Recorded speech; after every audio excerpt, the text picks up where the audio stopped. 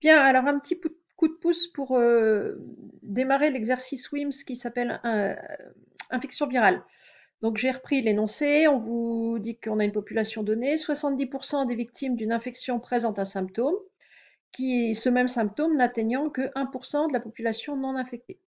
Et on sait que 67% de la population a le symptôme. Bon, c'est un exercice qui a un petit peu d'actualité, si ce n'est que les chiffres ne sont pas exacts. Alors, la première chose à faire, si on veut réussir à faire cet exercice-là, c'est de traduire les données par un arbre. Alors, au début, on est un petit peu perdu parce qu'il y a deux façons de faire l'arbre. Soit on démarre par personne infectée, non infectée, ayant un symptôme ou n'en ayant pas. Ou alors on démarre l'arbre en faisant symptôme, pas symptôme, et la personne est infectée ou ne l'est pas. Alors, j'ai dessiné les deux ici, et puis je vais regarder dans les données de l'énoncé lequel va être le plus pratique à utiliser au vu de ce qu'on me donne.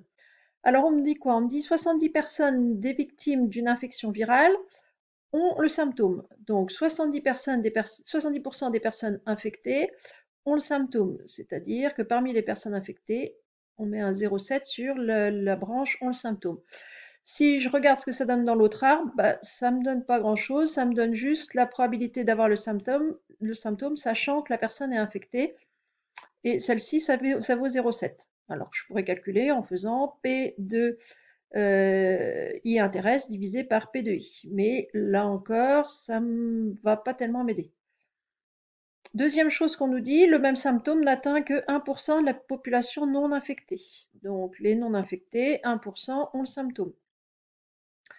Ce qui ici, là encore, va rien me donner dans cet arbre-là, ça me dit juste que parmi les non infectés, 1%, 0,01, ont le symptôme. Dernière chose, on sait que 67% de la population a le symptôme. Donc 67% de la population a le symptôme, ça je peux le traduire ici.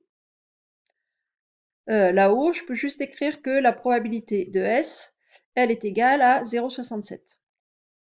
Alors si je regarde maintenant, une fois que j'ai traduit les données de mon énoncé, bah, globalement j'ai un arbre qui est quand même beaucoup plus complet que l'autre.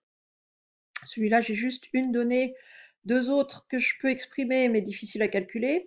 Sur celui-ci, bah, je peux retrouver sans problème ce que je vais mettre ici. Ici, je vais avoir un 0,3, ici un 0,99. Donc au final, il me manque que deux nombres. La probabilité d'être infecté, ce qu'on nous demande à la toute première question de l'exercice sur WIMS.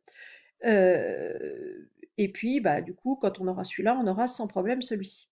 Donc on va travailler avec cet arbre-là. On nous demande en première question la probabilité d'être infecté, c'est-à-dire le nombre à mettre ici. Alors ce nombre-là, je vais l'appeler P. Je sais que le nombre qui va être en dessous, le total des nombres inscrits sur les branches au départ d'un même nœud vaut 1. Donc le nombre que je vais mettre ici, c'est 1 moins, le nombre ici, pardon, c'est 1 moins P. Je peux écrire ça.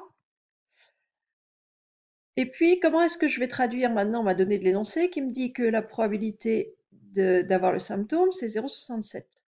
La probabilité d'avoir le symptôme, je le retrouve à deux endroits de l'arbre, ici et ici. Donc, la probabilité de ce chemin plus la probabilité de ce chemin, je sais que je vais trouver 0,67. Bon, eh ben, il suffit de l'exprimer. Maintenant que j'ai donné un nom, alors moi je l'ai appelé P, vous pouvez l'appeler X si vous voulez, hein. La probabilité donc de ce chemin-là, c'est 0,7 fois P, plus la probabilité de ce chemin-là, qui est égale à 0,01 fois 1 moins P. Bon, bah là vous avez une jolie petite équation, 0,7P plus 0,01 fois 1 moins P qui est égal à 0,67, que normalement, à votre niveau, vous êtes capable de résoudre. Donc je vous laisse continuer et s'il y a besoin, on donnera d'autres coups de pouce. Allez, bon courage à tous. Oups.